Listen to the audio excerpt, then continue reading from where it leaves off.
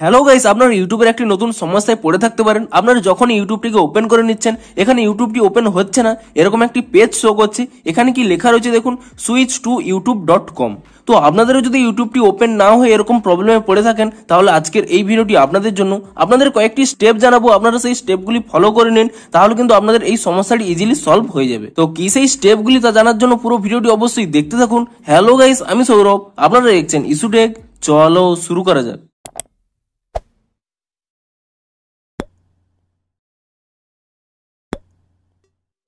ভিডিওটি শুরুতেই জানিয়ে দিই, আজকের এই ভিডিওটি যদি আপনাদের একটু হেল্পফুল বলে মনে হয় অবশ্যই একটি লাইক করে দিন, এবং এই চ্যানেলে যদি আজই নতুন এসে থাকেন এখন এই চ্যানেলটিকে সাবস্ক্রাইব করে রাখুন, কারণ ইউটিউবে যে কোনো নতুন সমস্যা দেখা দিলেই তার সমাধানের ভিডিও আপনারা কিন্তু অবশ্যই এই চ্যানেলে পেয়ে যাবেন। তাই জন্য অবশ্যই চ্যানেলটিকে এখনই সাবস্ক্রাইব করে রাখুন। তো চলুন এবারে মেন ভিডিওটি শুরু করা যাক।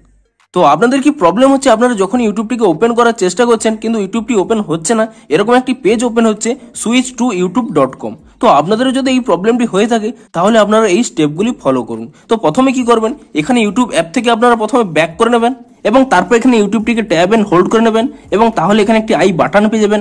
আপনি সেই আই বাটনের উপরে ক্লিক করে নেবেন, এবং তাহলে এখানে নিচের দিকে যদি স্ক্রল করে নেন, এখানে একটি অপশন পেয়ে যাবেন স্টোরেজ ইউজেস বলে। আপনি সেই স্টোরেজ ইউজেস এই অপশানে ক্লিক করে নেবেন, এবং তারপর এখানে ক্লিয়ার ক্যাচ অপশানে ক্লিক করে নিয়ে ইউটিউবের ক্যাচ ফাইলটিকে ক্লিয়ার করে নেবেন, এবং তারপর এখানে ক্লিয়ার ডাটা বলে অপশন পেয়ে যাবেন। আপনি সেই ক্লিয়ার ডাটা অপশানে ক্লিক করে নিয়ে আপনি এখানে ক্লিয়ার ডাটাটি ডিলিট করে নেবেন, এবং তারপরে আপনার এখান থেকে ব্যাক করে নেবেন, এবং ব্যাক করে নেওয়ার পরে আপনার এখানে একটি অপশন পেয়ে যাবেন ফোর স্টপ বলে।